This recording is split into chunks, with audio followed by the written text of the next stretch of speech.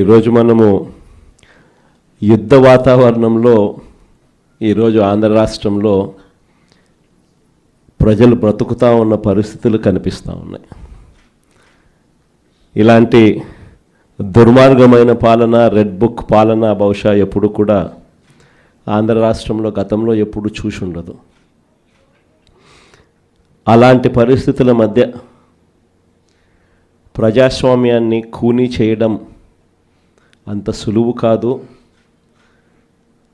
ప్రజల్లో వ్యతిరేకతను గొంతు పట్టుకొని నలపడం అంత సులభం కాదు. ఇచ్చిన మాటను, మేనిఫెస్టోలో చెప్పిన మాటలను నిలబెట్టుకోకపోతే నీ తోలు తీస్తాం అని చెప్పగలిగిన సత్తా వైఎస్ఆర్సీపీకి ప్రతి గ్రామం నుంచి ఆ కార్యకర్త లేస్తాడు అని చెప్పి చాటి చెప్పాం. మీ తెగువకు మరొక్కసారి సెల్యూట్ చేస్తూ అడుగులు కార్యక్రమాన్ని ముందుకు తీసుకొని పోతా ఉన్నాం. ఆశ్చర్యం కలిగించే విషయాలు. ఎందుకనంటే ఎక్కడ కూడా ఈ జరిగే ఈ ఎన్నికల్లో తెలుగుదేశం పార్టీకి ఎక్కడ కూడా బలం లేదు. ప్రజలు ఓట్లు వేసిన పరిస్థితుల మధ్య వైఎస్ఆర్ కాంగ్రెస్ పార్టీ జెండా మీద, వైఎస్ఆర్ కాంగ్రెస్ పార్టీ గుర్తు మీద గెలిచిన సభ్యులు ప్రతి చోట చూస్తే అసలు తెలుగుదేశం పార్టీ ఎందుకు పోటీ పెడతా ఉంది అని చెప్పి ఎవరికైనా కూడా ఇట్టే అర్థమవుతుంది.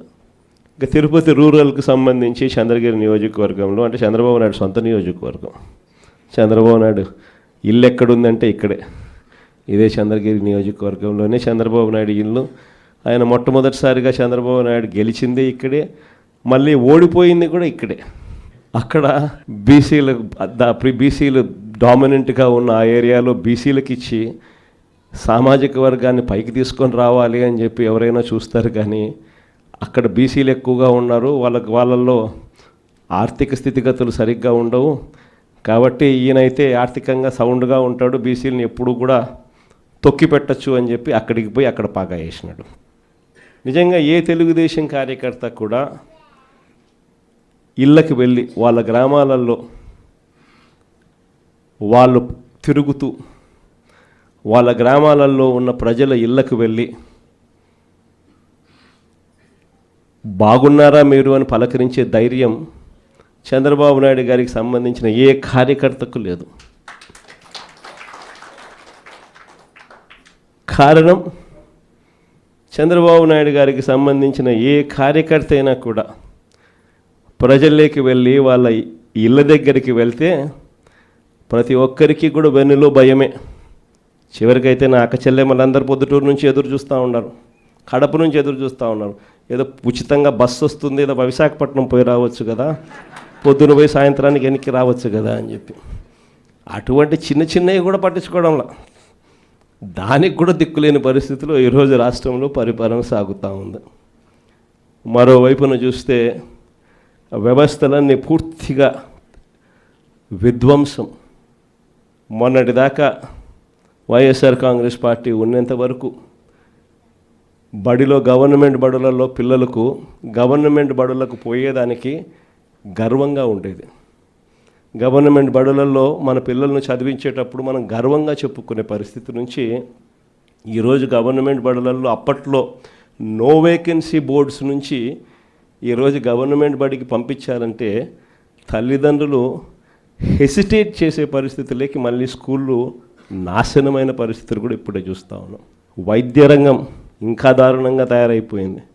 ఈరోజు ఎవరికైనా ఆరోగ్యం బాగోలేకపోతే లక్షలు ఖర్చు చేస్తే తప్పనిచ్చి, వాళ్ళు ఖర్చు పెట్టుకుంటే తప్పనిచ్చి, వాళ్ళ అప్పులు పాలు అయితే తప్పనిచ్చి ఈరోజు ఆ పేదవాడు బతికి బయట పడే పరిస్థితే లేదు.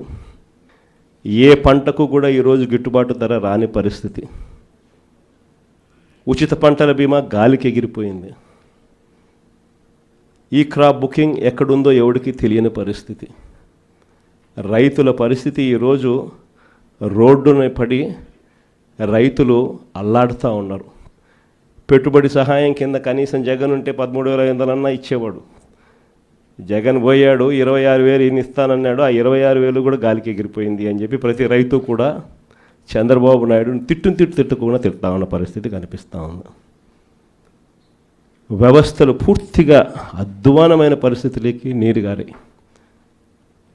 ఎక్కడా కూడా పెన్షన్ల విషయానికి చూస్తే ఈయన ముఖ్యమంత్రి కాక మునుపు 66,60,000 పెన్షన్లు.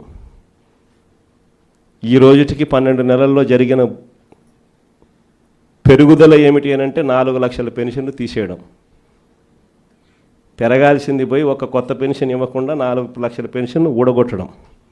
ఇది చంద్రబాబు నాయుడు చేసిన ఘనత.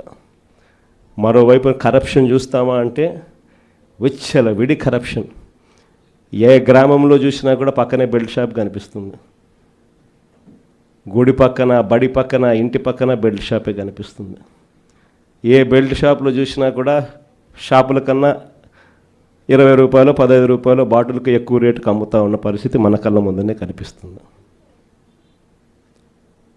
ఇసుక కళ్ళ ఎదుటే కనిపిస్తూ ఉంది. మన హయాంలో కన్నా 2 రేట్లకి పెట్టి అమ్ముతూ ఉన్నారు. మన హయాంలో ఉన్న గవర్నమెంట్ కన్నా ఆదాయం వస్తాను నేను. ఇప్పుడు గవర్నమెంట్కి రూపాయి ఆదాయం లేదు. రేటు చూస్తే మనకన్నా 1.5 రెట్లు, 2 రెట్లు ఈ రేట్లు ఎక్కువతో అమ్ముతూ ఉన్నారు. మట్టి మైనింగు, నియోజకవర్గంలో ఏదైనా పరిశ్రమలు ఏదైనా నడవాలి అని అంటే పరిశ్రమలు అన్నీ ఎమ్మెల్యే దగ్గరికి రావాలా, ఎమ్మెల్యేకి అంతో ఇంతో ముట్ట చెప్పాలా, ఎమ్మెల్యే ముఖ్యమంత్రికి అంతో ఇంతో ముట్ట చెప్పాలా.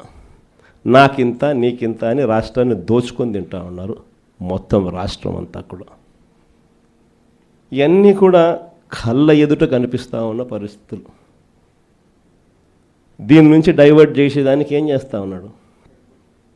రోజుకొక డైవర్షన్ టాపిక్.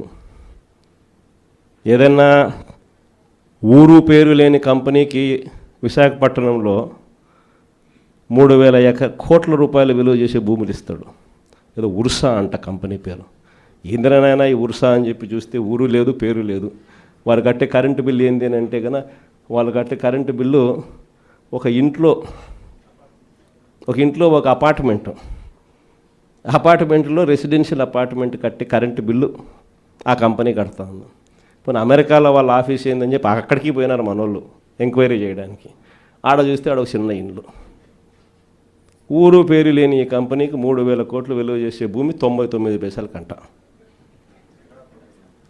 రూపాయికి ఇడ్లీ వస్తుందో రాదో నాకు తెలియదు, కానీ చంద్రబాబు నాయుడు హయాంలో మాత్రం ఉర్సా లాంటి ఊరు పేరు లేని కంపెనీలకు 3,000 కోట్ల రూపాయలు మాత్రం డబ్బులు దోచిపెట్టి నాకింత నీకింత అని పంచుకునే కార్యక్రమం జరుగుతూ ఉంది.